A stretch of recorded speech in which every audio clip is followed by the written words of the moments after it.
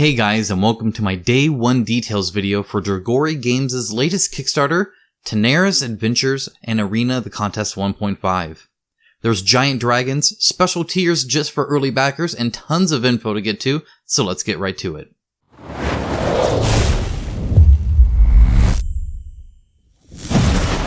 As always, I'll be starting things out with the game details. First, I'll speak about Arena's gameplay in general, and then talk about what 1.5 and Tenaris bring to the table. Arena the Contest is both a PvP skirmish and a campaign-driven cooperative dungeon crawl game for 1 to 8 players. The game revolves around 1 to 4 heroes making up a team to either fight another group of heroes or go on an epic campaign. Regardless of which way you play, the game mechanics are largely the same. Each scenario belongs to a combat role, and each combat role has specific statistics and a passive ability. 2 that they may use every turn, and 2 that they can usually use only once. Combat involves rolling a d20 against the enemy's defense and then applying the relevant effects and damage according to the ability you used. Of course, things are much more involved than this simple explanation. You can have heroic actions, scrolls, artifacts, and more. In the campaign, you will work through the story, solving difficult puzzles, making decisions, and interacting with NPCs.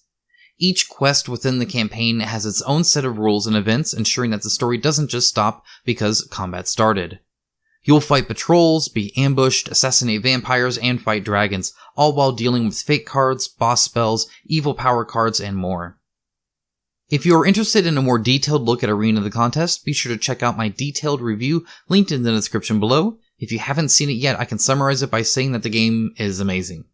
Really, it's a fantastic game with wonderful mechanics and a great story with a unique element to it. Also, the PvP skirmish game alone is worth the price of admission. Tenaris Adventures and the 1.5 edition change a lot though, so let's dive into that. First, the 1.5 changes. There will be an errata and an FAQ printed, and the updated rulebook will have a proper alphabetical index for quick lookup. Additionally, they are redoing all of the hero miniatures to a much better quality, more on that in the campaign specifics. Tenaris Adventure is an expansion that requires the base game to play and adds a plethora of new additions, including a new way to adventure and a new location. This is broken up into the journey, quest, and city phase. Instead of a linear story, you'll be able to pick where you go next. After picking a location, you'll start the prelude, which sometimes has you draw a journey card, which will have a situation that needs to be resolved. Just heading into the quest, you can do several things via assigning assets. Do you try an alternate entry point? Perhaps you try to lure the tigers away or distract the guards. You can assign assets that you think will best handle the various situations. After doing this, picking your heroic actions, equipment, your artifacts, and items, you are ready to enter the quest phase. A new addition here is an increase in the dungeon crawl feel of the game, with the addition of room tiles and random encounters. With 70 plus different enemies without stretch goals, there's a huge amount of variety here. Also new to the quests are quest modifiers, which are more overt implications from past decisions and outcomes. If you let a person live in a previous quest, perhaps they'll show up again later on, or perhaps you'll find a strange key that you'll have a use for later in a future quest. Now, you'll also find events, interactions, and skill checks during the quest itself. This is an expansion of the events found in the 1.0 version. Now you can interrogate an NPC right in the middle of the quest, or come across a puzzle that you can attempt to solve. Then there's the city phase, which has a flexible duration. Either move right through to the next quest, or level up and buy items, eat, drink, or even bathe. Additionally, you may draw a city card which leads to a journey entry where you might engage in side quests. Not to be bothered with boring side quests, these can be multi-part stories of their own. These affect the rest of the campaign as well. Perhaps you solved the mystery of the weapons shop's disappearing items, unlocking new ones and other perks at the store. Or perhaps you uncover an entire secret dungeon or a treasure map. There are over 1,000 paragraphs in this journal alone. Then there are asset cards, as I mentioned earlier. These are NPCs that help your party in different ways. As you work with these individuals, your relationship will progress, unlocking new facts, items, exclusive storylines, and more. Of course, if you hate story and just want action, they've introduced a fast action mode, where you skip this full story and just get a brief overview of what happened before moving on to the next quest. Perhaps you also hate people and want to play alone. Dragori Games has you covered there with their new AI system for heroes. Play alone to your heart's content. With thousands of decision points to make, new city and journey interactions, dozens of new bosses and villains including new flying types, an entire new combat role, the commander with a companion miniature. There's just an insane amount of content that makes this expansion have more gameplay than most whole games do. Whew.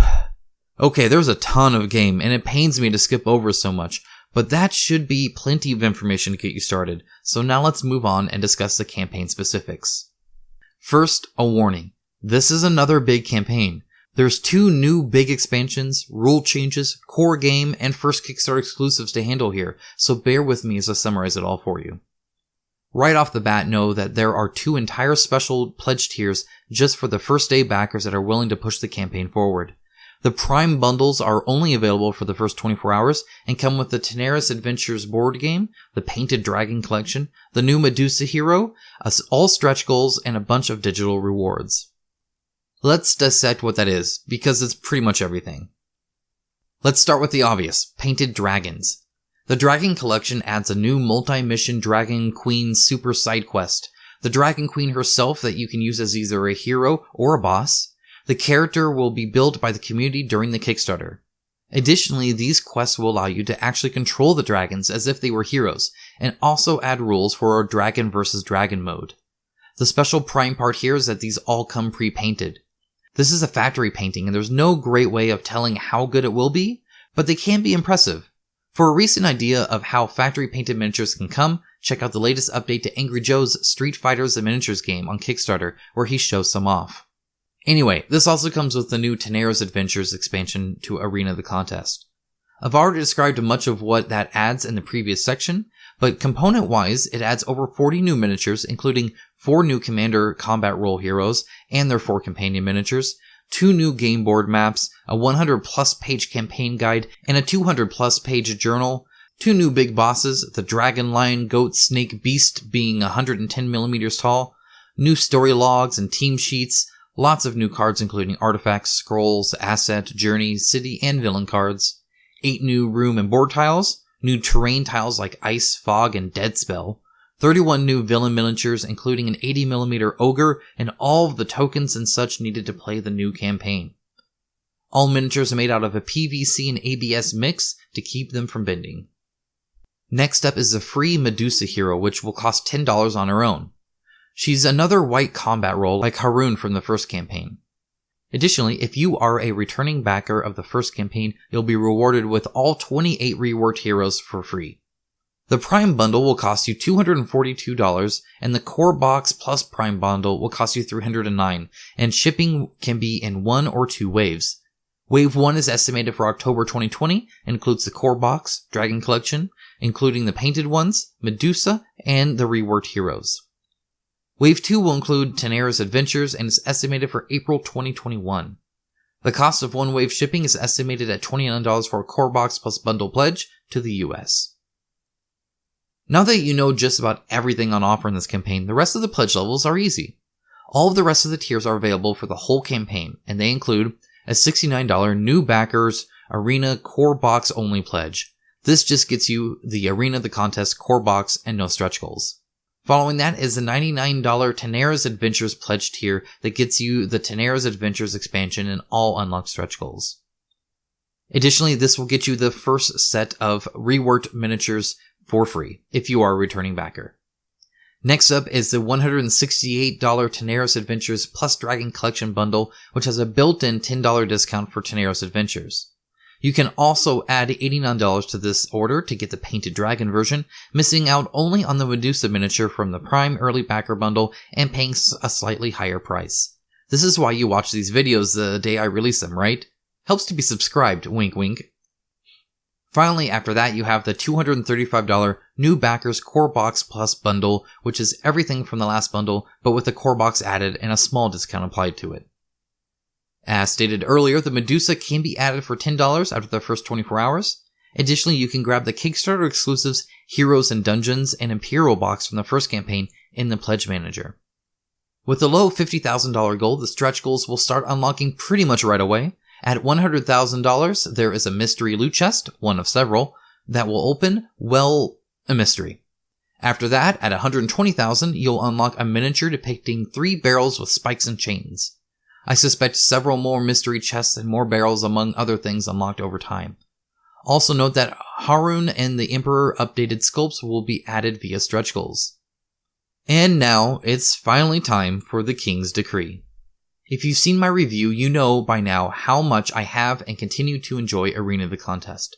It's a fantastic game. If you haven't seen my review, well, the link to it is in the description below.